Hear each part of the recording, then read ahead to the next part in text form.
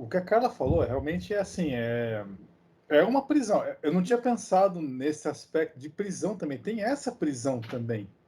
Assim, a transexualidade pode ser uma prisão para quem vivencia a própria, né? Quem está nela.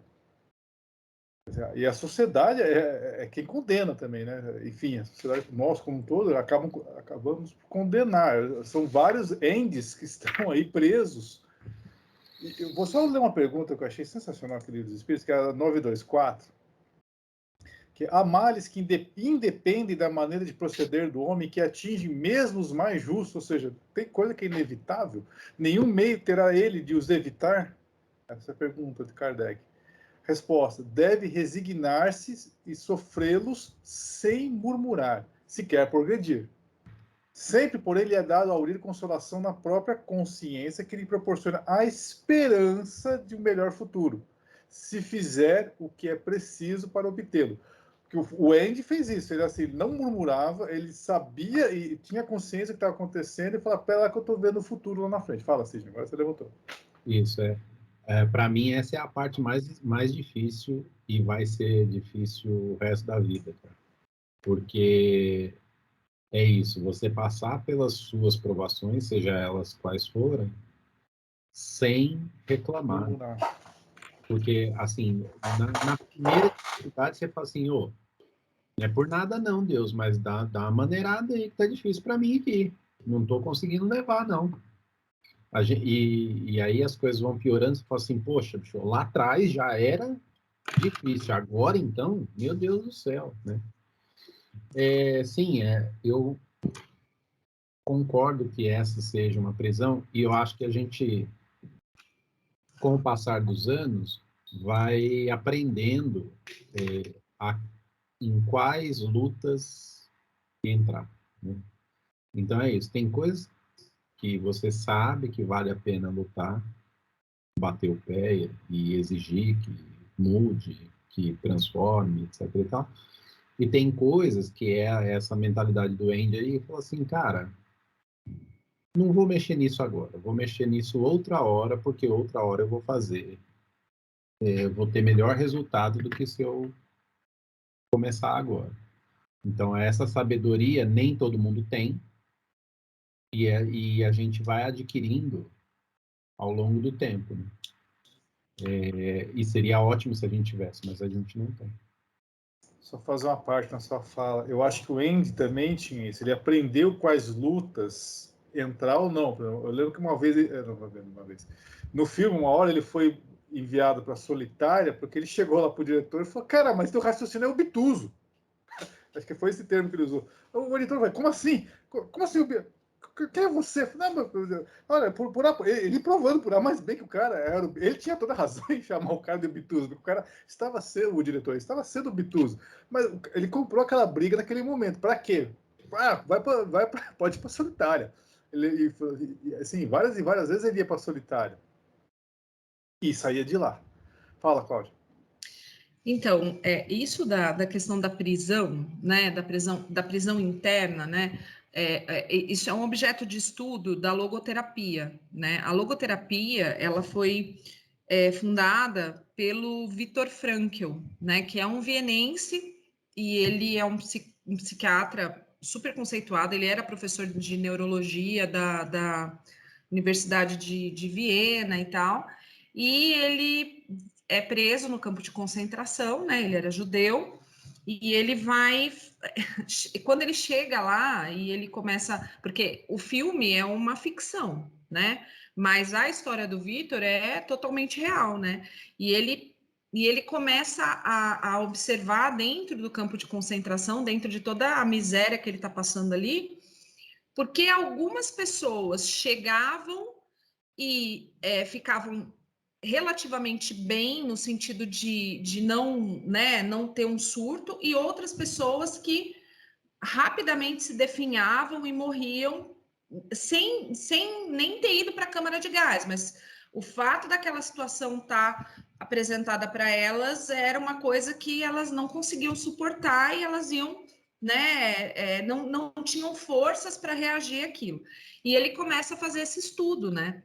E ele começa, e uma coisa interessante que ele percebe é que ele tem um grande momento de insight, porque daí, para ele conseguir sobreviver a esse ambiente hostil que ele tinha, ele pensava assim, eu preciso sair daqui, eu preciso tentar planejar, pensar coisas diferentes, para que essa minha situação, que eu não consigo mudar, aquilo que não está dentro do meu círculo de controle, para que eu não fique preso àquilo. E aí ele começa a imaginar que ele está na universidade dando aula e explicando tudo aquilo que estava acontecendo com ele. Então ele começa a dar aula para ele mesmo, sabe assim? Ele começa a criar um mundo em que ele é o professor e que ele está ali o tempo inteiro fazendo o estudo. E é um pouco o que o Andy faz. Ele não consegue mudar aquela situação ali naquele momento da liberdade dele ser conquistada pelos meios legais, né? Mas em nenhum momento ele começa a pensar em outras estratégias, em outras coisas para resolver aquela situação. E aí o Viktor Frankl, ele chega a uma conclusão bem interessante, que ele diz assim, as pessoas podem ser aprisionadas nos seus corpos, mas a alma, o espírito, isso não pode ser aprisionado. Quem aprisiona somos nós mesmos.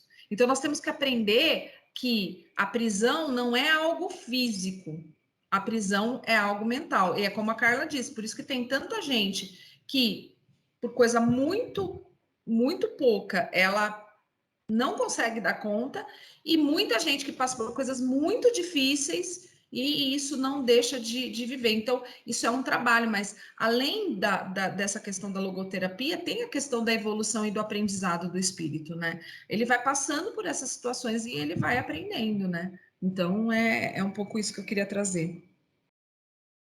Sim, de novo?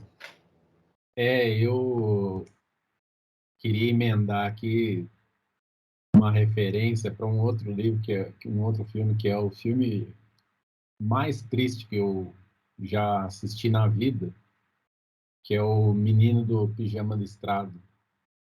Nossa Senhora, esse filme é de cortar os pulsos, né? Mas a questão da mentalidade que a Cláudia citou, eu acho que ela é o cerne da questão aqui. Porque é bobo em alguns casos, né? A gente olha para o sofrimento alheio e fala assim, nossa, mas por que fulano está sofrendo com isso? Né? Por que isso é difícil? E acho que essa é a característica humana. Mas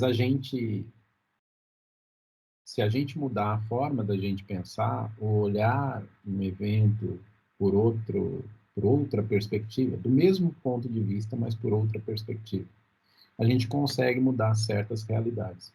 A gente consegue transformar o resultado, ou, em última análise, o destino, né? É óbvio que isso serve para todo mundo ao acordar, né? Porque tem dia que você não tem força, tem dia que você não tá afim, tem dia que você fala assim, puta, show. As coisas são assim porque são assim, a única coisa que eu tenho a fazer é aceitar. Aí passa mais um dia, você fala assim, não, mas também não é assim, né? Tá achando que aqui é bagunça e tal. Então, essa motivação pessoal e força mental, eu acredito que seja o grande elemento motor de transformação em qualquer situação de sofrimento. Qualquer. Afinal de contas, o sofrimento é opcional, não é? Diz o ditado. Então, será que, sem querer, né, brincar com a oração dominical, mas a prisão nossa de cada dia nos dai hoje? A gente caça a nossa prisão, assim, nós somos artífices, né, nós somos, como diria a música, o Alexandre vai gostar dessa parte da música, ela do Hotel California, aquela We are all just prisoners here of our own device, nós mesmos nos colocamos aqui por nossa própria vontade como prisioneiros, nosso próprio dispositivo. É isso mesmo? A gente que causa. Nós mesmos somos nossos maiores carcereiros? Não sei. Tô jogando aqui. A gente é escravo das consequências, né?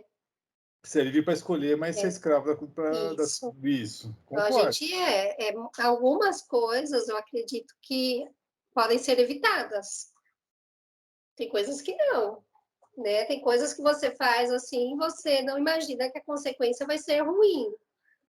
Né? Então, se a gente pensar na nossa vida, a gente mesmo percebe assim, poxa, eu achei que o resultado ia ser outro. Não é? Não sei com vocês, mas em vários momentos eu fiz coisas que eu falei, poxa, se eu tivesse agido de tal forma, o resultado seria outro. Mas eu achava que estava certa. Né? Que aí que a gente falseia muitas coisas, né? Então, eu acho que nesse sentido, a gente é amenizado. Nossa cruz, a gente não carrega a cruz para isso, não. Então, eu acho que a cruz que a gente carrega são de coisas que a gente sabe a consequência daquilo. Né? Porque é o que a gente fala, enquanto você é ignorante, você é protegido. A partir do momento que você conhece, você perdeu a ignorância. Então, tem certas coisas que a gente sabe a consequência. Se eu fizer isso, eu sei que lá na frente, né? E vai acontecer. Porque a gente é escravo, sim, das consequências. E tem que ser, né, gente? Porque a gente precisa se responsabilizar pela vida. A gente não pode deixar as coisas assim ao léu, né? Ah, eu vou ser protegido. Ah, eu posso fazer, não vai acontecer nada comigo. O outro pode acontecer, comigo não. Então, agora a forma da gente pagar essas dívidas, eu acho que tem N formas, né, que é o que a gente já discutiu aqui. Não é porque eu matei que eu tenho que... Alguém tem que vir na outra vida e me matar daquela forma, né? Então, acho que a forma de pagar, a gente pode negociar em algumas situações. Mas vai depender da nossa consciência. Se a gente tem uma consciência muito culpada, muitas vezes a gente prefere passar realmente por aquilo que a gente fez os outros sofrerem. Até para a gente se sensibilizar e sentir o que a gente fez com o outro.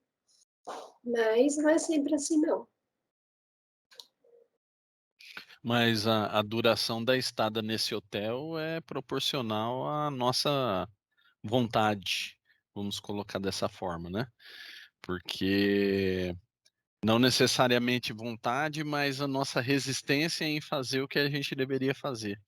Em vez da gente pagar as nossas dívidas, a gente acaba acumulando mais, né? Em vez da gente trabalhar, gerar os dividendos para poder arcar com as consequências da dívida, a gente acaba usando a agiota, né? Cobre um buraco, né? Descobrindo o outro, mas deixando ele ainda maior. E isso vira uma bola de neve, né? Então, os responsáveis por estarmos aqui ainda somos nós mesmos, né? Então, mas vamos lá. O Andy, na realidade, é assim. Será que uma das grandes virtudes dele foi a paciência? Porque se ele fosse com sede ao pote, como muitos tentavam fugir dali, acabavam sendo executados sumariamente. Alguém falou, era um por semana, tal. Por quê? Eles tentavam fugir. Ele não, ele falou assim, cara, pera lá. A impressão que eu tenho é que ele falou assim, beleza, então eu vou traçar um plano. Embora ele dava os deslizes, quando ele ia, vez ou outra, para solitária, ele estava correndo o risco de alguém lá na cela dele e pronto, já era. Iam desmascarar o plano dele assim, tranquilamente. Né? Só no final que perceberam qual foi a grande sacada que ele teve para fugir dali. Né? E assim, que passaram várias atrizes, vamos pensar assim, né? Nos termos dos cartazes que ele colocava lá na frente do buraco. Várias e várias atrizes passavam por ali e ele ali, né, toda hora cavando. A nossa evolução também é isso, ou seja, não adianta a gente querer botar o carro na frente dos bois, tentar fugir antes da hora, que não vai dar certo. Nós temos que passar metodicamente, com resiliência, paciência, por as nossas várias prisões, até de repente chegar no mínimo de regeneração. Eu diria que não é só uma questão de paciência. Primeiro, a paciência. Ele foi muito paciente. Segundo, foi a questão da inteligência. Porque ele percebeu que ele precisaria ganhar a confiança dos guardas ali, das pessoas, né? Então, o que ele fazia? Ele deixava as pessoas felizes, né? Fazia toda aquela parte, e quando ele se prontifica a fazer essa parte contábil lá e tudo, ele começa a perceber que por ali ele poderia também, né, encontrar um caminho além daquele que ele já estava traçando. Então, não foi só o fato da questão da fuga, mas foi uma fuga que pensou em todas as questões, né? Ele sabia da questão da corrupção do presídio, ele sabia que o presídio era um lugar que não era educativo, que não era um lugar de reabilitação, né? E ele consegue derrubar isso, mas de uma forma extremamente inteligente e, como fizeram lá para pegar o Al Capone, pelo bolso também, né? Então, isso é uma coisa bem interessante, né? Porque se a gente pegar a história do Al Capone, é isso, né? Tentaram pegar ele por todas as formas. E foi exatamente pela questão financeira que eles conseguiram prender ele. Então, eu acho que é isso, é uma questão de paciência, é uma questão de inteligência de articulação, né? Então, vamos pensar ali, né? E também ele não confiou em absolutamente ninguém, mesmo o amigo dele, ele confiou depois que ele já estava muito seguro, mas ele sabia que se ele não ganhasse a confiança deles, né? Porque o que fazia eles justamente não. Ah, ele não é de nada, ele ajuda a gente. Ah, ele não é uma pessoa violenta. Ah, ele não é. Então, isso tirava dele o holofote, né? E aí ele podia trabalhar com muito mais tranquilidade e liberdade, né? Essa retirada de holofote foi fundamental para perceber que ele estava usando sapatos lindos, maravilhosos. Depois que ele engraxava os sapatos do diretor, e na noite da folga, ele justamente fez a troca. Ele deixou os dele lá e foi com o lindo, maravilhoso voltando para a cela. E ninguém percebeu, porque ele não chamava os holofotes para si. Alguém Aí levantou a... a Suzanne von Richthofen que não nos deixa mentir, né? Ela, em todas as aparições, ela pede que esqueçam ela, que deixem ela reconstruir sua vida, essas coisas todas. Desculpa, mas não tem, né? Como você pede saidinha do Dia das Mães se você foi condenada por matar seus pais, né? Então, é incongruente, entende?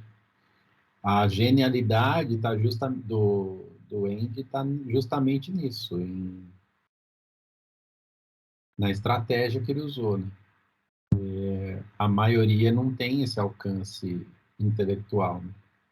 E quando tem, mete os pés pelas mãos. Então, e trazendo então para a reencarnação, nós temos essa estratégia que o Andy teve. Não, vamos ter que passar por. Nós chegamos à conclusão que isso aqui é uma prisão, ok. Estamos no planeta de provas e expiações, que é Zacariba Cariba, uma prisão. Nós temos essa estratégia, a gente consegue, de sã consciência, vamos parar e pensar no que eu estou fazendo das encarnações para sair desse troço. Porque assim, aí eu pergunto, vamos pensar assim, a Cláudia falou um negócio interessante. Que o Andy, ele logo percebeu que ali não era local para reabilitar ninguém. E quem maquiava e só tomava na cabeça nas entrevistas era o Red. Toda vez que ele falava, não, eu já tô reabilitado, já me arrependi. Aí quando ele falou, quer saber, quer que esse negócio se dane? Ó, tô aqui um tempo do caramba, não sei o que, isso aqui não reabilita ninguém, só carimba logo esse troço que eu quero ir embora. Tá bom. Foi quando ele conseguiu a liberdade dele.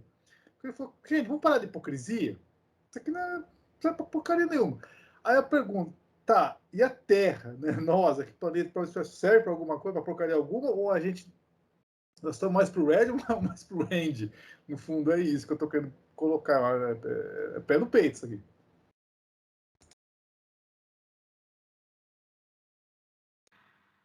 Red,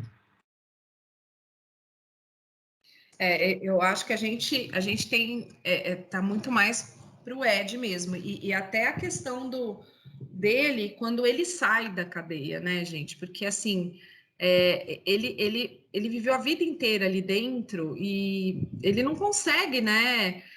Por mais que ele quisesse a liberdade dele, quando ele tem a liberdade, ele não sabe o que fazer com ela, porque ele sentia falta daquilo que ele vivia, porque por mais que aquilo tivesse sido ruim para ele, era a referência que ele tinha de vida.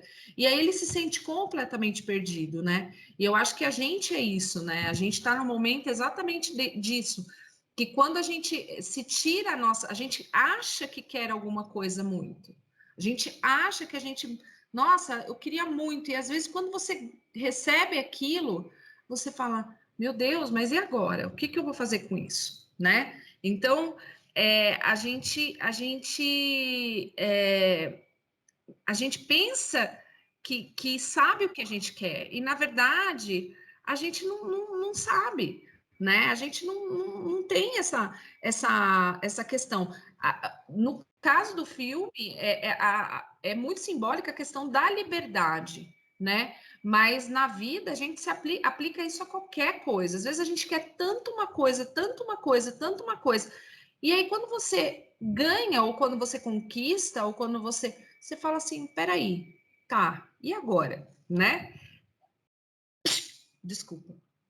Então, é uma questão, assim, para a gente pensar, né?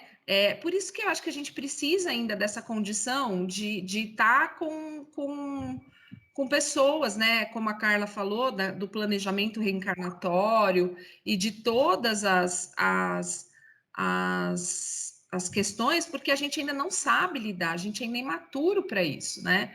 E a gente tem, assim, aquela coisa assim, e eu volto a falar de uma coisa que eu falo sempre, a questão é a expectativa, gente. Quando a gente coloca muita expectativa em alguma coisa, né? Então, eu acho que se eu conseguir tal coisa, minha vida. E pode ver, eu vou ser uma pessoa mais feliz, eu vou ser uma pessoa melhor, eu vou começar a fazer tal coisa. Não faz, não vai. Expectativa e idealização também. Você idealiza também. Exatamente. E aí, às vezes, se a coisa não sai do jeito que a gente queria, não, então isso não serviu, não foi bom, não, sabe? Então, acho que está na hora da gente, eu acho que é um pouco o que o Andy faz, olhar para o que ele tem e pensar como que eu posso resolver isso a partir do que eu tenho e não do que eu quero, né? Então, é o nosso desejo, é a nossa necessidade, é aquilo que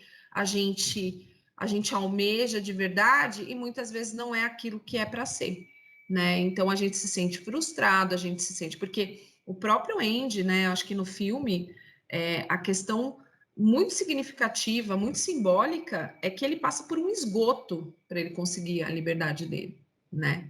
Então, assim, a gente passa por esse esgoto também, né? E muitas pessoas não estão dispostas a passar. Elas acham que vai ser sempre, não, vai ser tudo fácil, a gente vai sair pela porta da frente e não é assim que as coisas acontecem. Às vezes a gente vai ter que sair pelo esgoto mesmo, entende? Então, eu acho que falta um pouco de maturidade, de preparo nosso mesmo, de entender que nós temos sim livre-arbítrio, mas muitas vezes a gente não consegue lidar com o que a gente nem sabe lidar com aquilo que a gente quer muito, né? Então, que você acabou de falar justamente o tema do episódio, o Red narrando, eu fico imaginando o Andy, né? Depois que o pessoal percebe que ele fugiu e tal, e aí que se dão conta que ele foi pelo esgoto, e o Red narrando, pô, você fica imaginando o Andy passando por aquele rio de merda que ele fala, perdão a palavra, ele fala, passou por um rio de merda para poder chegar do outro lado limpo. Chegou limpo do outro lado. Ou seja, será que nós estamos... Tudo que essas reencarnações nossas, vocês se deram conta que daqui uns 40, 50 anos, a gente não vai estar mais aqui. A gente vai estar lá. E nós vamos estar limpo do outro lado. Nós estamos passando por um rio de merda, com todo o perdão da palavra, mas nós estamos realmente passando por um rio de merda, nós estamos exagerando, ou realmente é isso mesmo, nós estamos carregando cruz, vamos chegar limpo do outro lado ou não? Daqui uns 40, 45, 50 anos no máximo. Eu fico imaginando o planejamento reencarnatório que a gente faz, né? Deve ser algo assim fora do comum. Deve beirar a perfeição, eu até diria. No nível de detalhe, no que a gente pensa, que nós vamos fazer, o que a gente combina, descombina, né? E tudo mais, tal. Mas no momento da execução, o plano vira água, literalmente, né? E é capaz ainda da gente fazer o plano perfeito, só que o contrário. O que seria perfeitamente contrário ao plano que nós fazemos, acho que a gente consegue fazer aqui. E a nossa luta é justamente essa, né? A gente tentar atender ao máximo possível aquilo que a gente se comprometeu. Então, e volto a dizer, né? Eu não acredito que seja elas por elas ou olho por olho, dente por dente. Eu acredito que a gente tem uma dívida e a gente precisa pagar essa dívida. Agora, o caminho para chegar na liquidação é a gente que constrói. Então, isso eu acho que está nas nossas mãos, isso que eu acho que é o livre-arbítrio. A gente está preso a uma dívida, isso sem dúvida nenhuma. Mas para a gente pagar, a gente constrói o nosso caminho, a gente constrói os meios para fazer isso. E um ponto muito interessante é que, voltando um pouquinho na pergunta que você fez anteriormente, José, eu acredito que exista um limite. Não dá para fazer tudo em uma encarnação. Isso é óbvio. Não dá. A gente pode evoluir bastante? Pode, mas não dá para evoluir tudo. Mesmo porque a gente tem que experimentar tudo para a gente ver como é que é. Não adianta a gente tentar aconselhar um casal, né, fazer um aconselhamento aí de casamento, se a gente não tem ideia do que isso representa, do que isso é. Né? Então a gente tem que experimentar. E o lado bom é que o limite ele é unilateral. Né? Então a gente olha para a bondade divina e a gente vê a bondade divina nisso. O nosso limite ele é unilateral, ele é limite para cima, para baixo não. Né? Deus falou assim, olha, o que você andou você não perde, só que você tem que conquistar mais. Se você não conquistar, você não vai sair do lugar. Isso é o mínimo que eu posso fazer por você. E olha aí, olha o tamanho da bondade nisso. Né? Ele fala assim, ó, o que você conquistou é seu. Então você tem que conquistar mais para ter mais. E aí vamos tirar o lado material disso, né? Porque quando a gente fala ter, automaticamente a gente se refere a coisas materiais, né? Mas você já tem o que você conquistou é seu. Você precisa conquistar mais, você precisa encher o seu cofrinho para você chegar lá no fim, né? E devolver os 10 denários duplicados, né? Então você tem que devolver lá para mim. Né? E esse é o nosso objetivo. Não adianta a gente estacionar.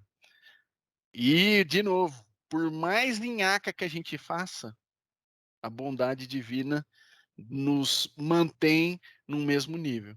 Agora, falar, Alexandre, por que outras pessoas vão para um planeta inferior? Não é que vão para o planeta inferior, elas vão para o mesmo nível que elas estão. O planeta evolui.